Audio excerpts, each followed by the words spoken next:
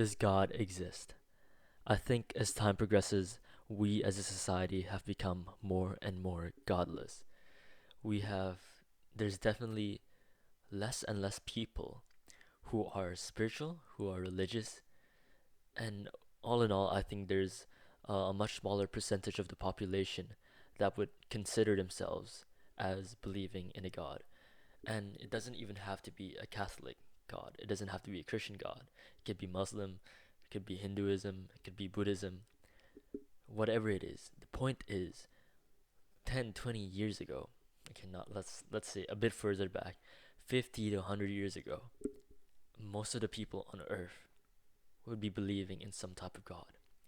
And I think right now the dynamic has completely switched around and there's so many people who are basically not firm on believing in anything, who are not believing in anything firm, like not, basically they're not part of any big religious institution or any, you know, mainstream belief. And I think atheism is just kind of gone up over the years. But you know what's equally more interesting is agnosticism. I don't know how to say it. Agnostics. As not agnostics, being agnostic basically means that you believe in a God, but you are not subscribed to any mainstream religion. Basically, you believe in God, but you don't believe in the Bible. You don't believe in the Quran. You don't believe in any of those religious textbooks. It's not institutionalized. You just believe in, God, whatever God might be. And most of the people who are agnostic, they don't have a set firm belief on what they think God is. A lot of agnostics actually just don't know what God is, but just assume that there's a God, assume that there's a higher power out there, but they don't know for sure. And I'm not gonna lie, I feel like there's certain times where I feel like I identify as being agnostic, as I feel like if there is a higher power, if there is a higher being, we definitely do not have the capacity to comprehend that. If God is a multi interdimensional being that's beyond our comprehension, how can we even interpret that? We can only assume. And what's better and what's more than that is we can never really find a true answer. It's more so just putting your faith in the fact that there's something out there. And I think a lot of times this doesn't matter to people. A lot of agnostics in general just don't really care about that because I think there's a lot of things to worry about in our present day than to be worrying about what God might be or if there is a God. And I think that's completely fine, that's completely rational. But one thing that really struck me was I was reading this book called Sapiens, and it basically I haven't finished it, but I've read through the first kind of part of it, and it had some chapters about how religion formed amongst people, amongst tribesmen, and basically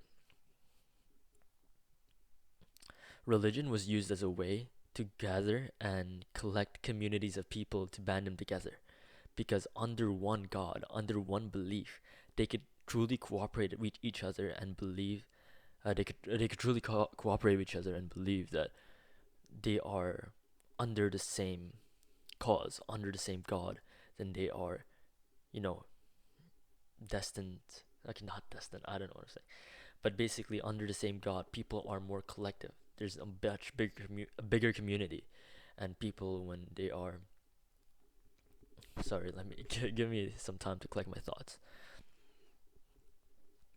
When people are more collected as a community under God, they believe that there's a bigger sense of brotherhood. There's a bigger sense of family, because in smaller communities, you could just be friends with everyone in your tents. If your community is just your family of 10 people, or just your friends of 10 people, but when you get into the hundreds, it's impossible to maintain connections and relationships with every single person in that hundreds. So how are you going to cooperate with everyone? How are you going to learn to basically what would incentivize you to be like a brother to someone you barely even know? That's the problem with the communities.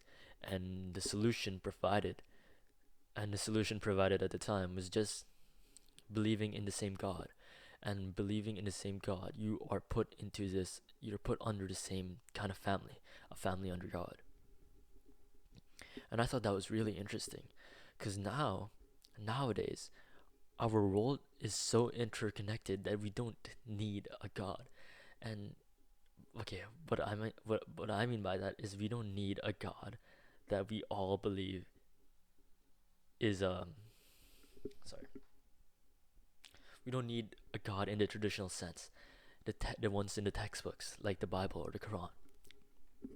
You know, now we have actual institutions that have the power to surveillance us, to to keep us from doing bad, to make us do good.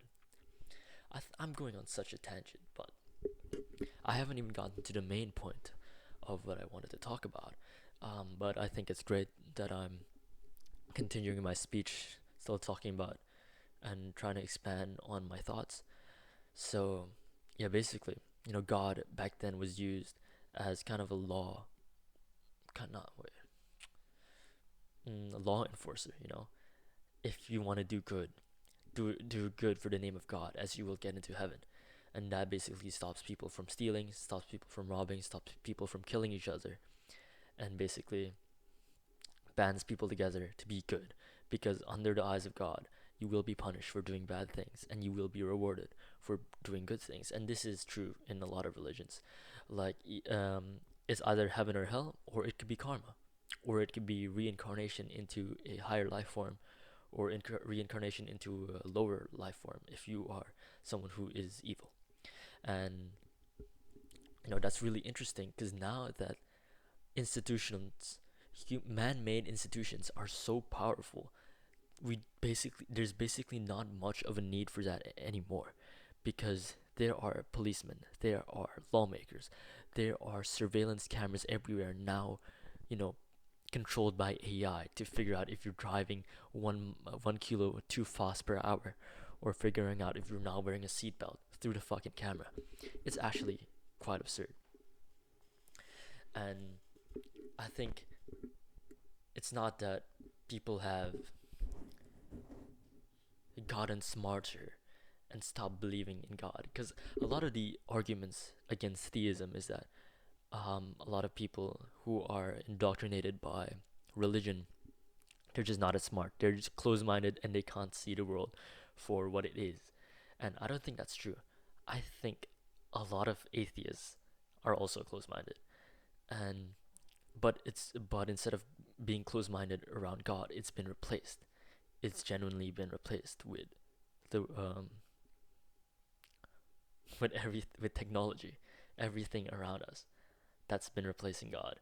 You know, now if you do bad things, you actually instead of karma, instead of heaven or hell, you actually have the police trying to stop you.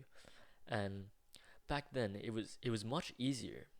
This is why it was much easier to be a serial killer in the 1950s, as the technology to as like identifying technology like DNA, fingerprints, they weren't as advanced back then. So they were much more primitive, not as advanced back then. So people could get away with a lot of bad shit. And now, with technology advancing, you don't see many serial killers on the news anymore. Because if people try, they get caught very, very easily. And you need actually a much higher degree of intelligence to try and become a criminal who doesn't get caught for such a long time. And technology has kind of replaced God in the fear sense, the fear of God, the fear of hell, the fear of karma. It's been replaced with like genuinely been replaced by technology. by jail time. It's kind of crazy to think about. But circling back to the point earlier, does God even exist? I think the answer is yes, but only if you believe that he exists. Now, money doesn't exist in the physical sense. Yes, physically, I have a stack of green papers that represent how much value is in there. But if I was by myself, stranded in the middle of nowhere, then money means nothing to me. Its value is inherently meaningless. The only reason I value money is because I live in a society, in a world that believes in money. And the reason that money works is because everyone believes in money. Therefore, money has value. It gets you things. The same reason God exists, even if there is not a higher being, not someone up there, not, you know, an interdimensional being that watches over us. Just the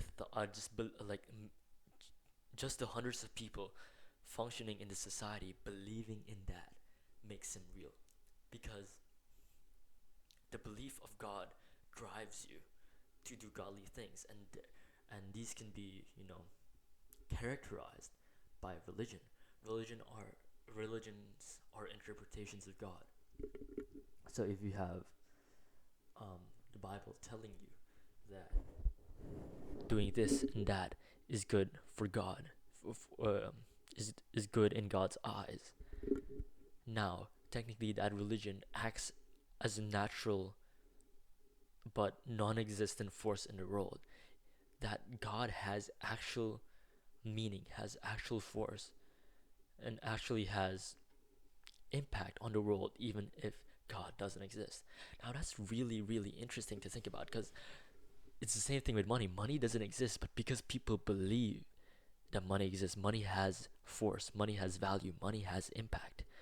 And if you believe in God, and you believe that God is good, and you believe in the things that your Bible or your Quran tells you to do, then technically God is real, because he's making the belief of him is making you do these things according to your religion. I think I finally articulated the way I want to. I think I finally articulated that thought in a nice way in that last sentence.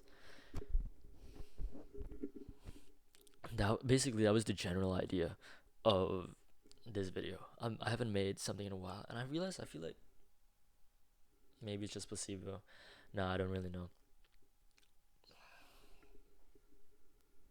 Yeah, I mean, I got a haircut, but anyways, I just thought that was really interesting.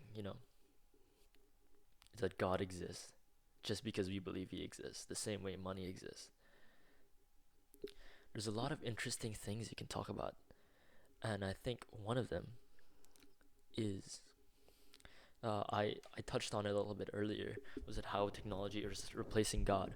God basically was created out of a need for community, a need for surveillance, a need for goodness, and now we don't need God to do that anymore, because we have punishments, sanctions that are carried out through lawmakers, law enforcers.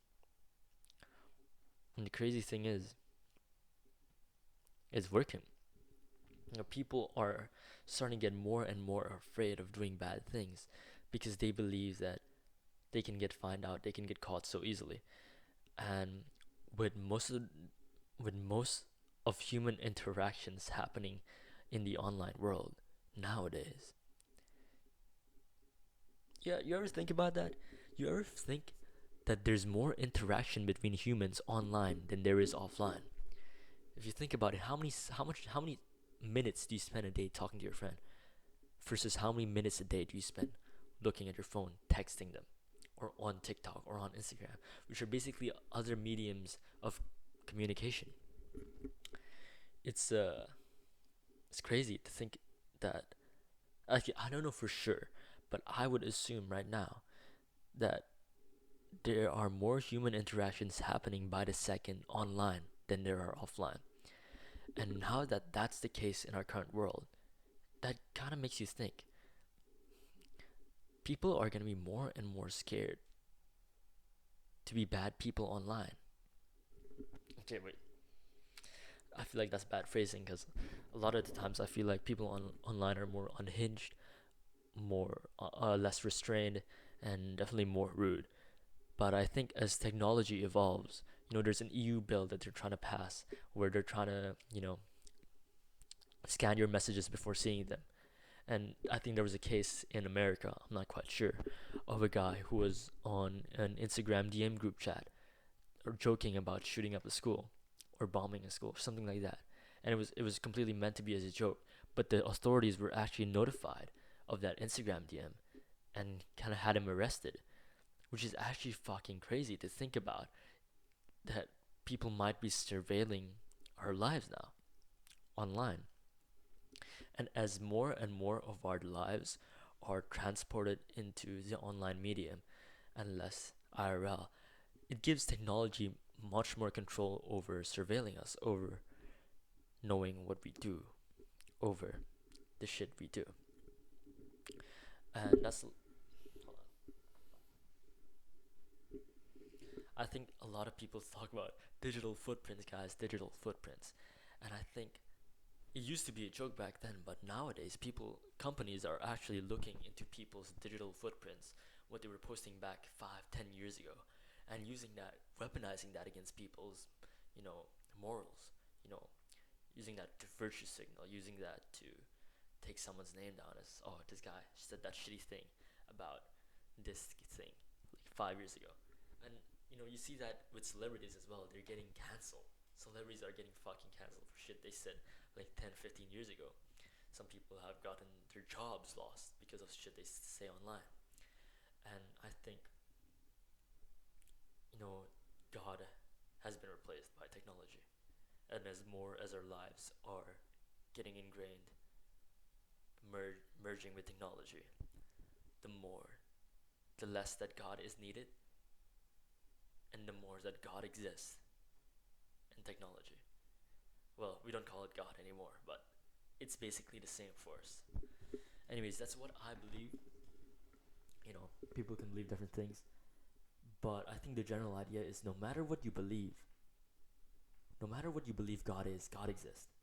No matter if you believe He's a man in the sky who created everything in the world and is all good, or if you believe that God is a higher dimensional being running a computer simulation of our world, or if you believe that God is something else entirely, something we can't comprehend, or if you just don't know and don't care, He definitely exists through force, through the belief of Him, through people believing in God. Therefore, God exists. And eventually, when everything is online, when every when every when most of our lives are put into the online world, are put onto the internet, God will exist as something else. Thank you for listening.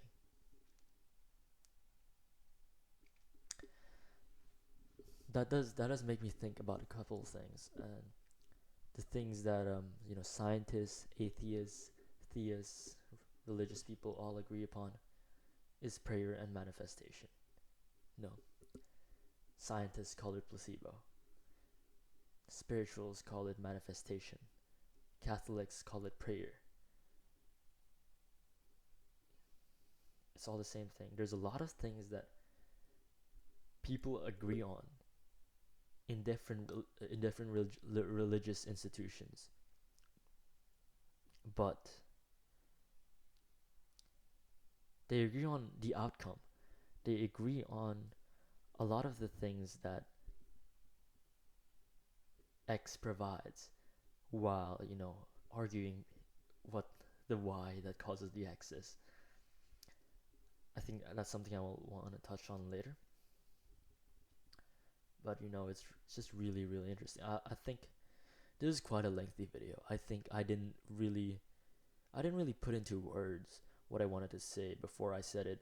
I think I was kind of articulating it on the spot, because these are thoughts that I've had for quite a long time, but it's just I've never really spoken it in English because I never told it to anyone, and I've never really had to think in English because I think in here. I don't think using language. That's really interesting to think about as well. People who think verbally and people who think non-verbally. Ooh, I want to talk about that, but it's been 20 minutes. So I think the next things I want to talk about are thinking verbally versus non-verbally, and also manifestation slash placebo. That sort of shit where fucking people who believe they were on steroids reported better gains. Not reported, were measured to have better gains than people who didn't believe they were on steroids, even though neither group were on steroids. Anyways, it's been 20 minutes. Thank you all for listening, if there are any.